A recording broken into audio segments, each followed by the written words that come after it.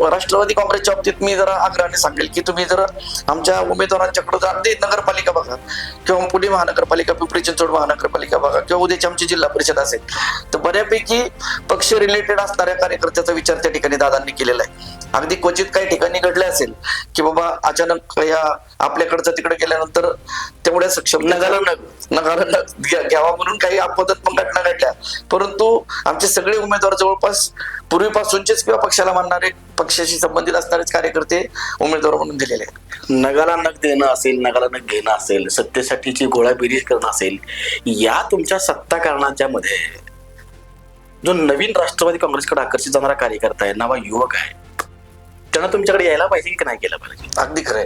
आणि तो काय चांगला प्रश्न आहे. खरं तर आता वेगवेगळ्या गोष्टी आहेत. आता निवडणुकीला काही जागांच्या मर्यादा असतात की ठराविक जागाच फक्त तिथं असल्या कारणानं सगळ्यांना संधी देता येईल अशातला भाग नाही. परंतु मी खात्रीने सांगतो, आता मी त्या प्रक्रियेतला थोडासा भाग असल्या कारणानं वेगवेगळ्या शासकीय समित्या असतील, वेगवेगळे बऱ्याच ठिकाणी आपल्याला त्या कार्यकर्त्याला संधी देण्याची एक चान्सेस असतात.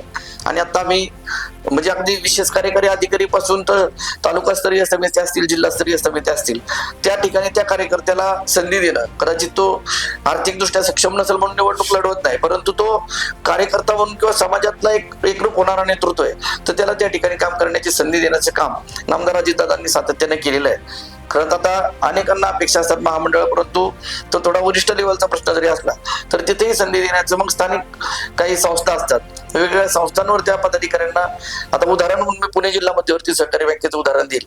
आपण जर संचालक मंडळाकडे नजर टाकली तर पक्ष संघटनेमध्ये काम केलेले 6 ते 7 पदाधिकारी आज तिथं अतिशय चांगल्या पद्धतीनं संचालक, व्हाईस चेअरमन पदावर काम करताना आपण पाहतो.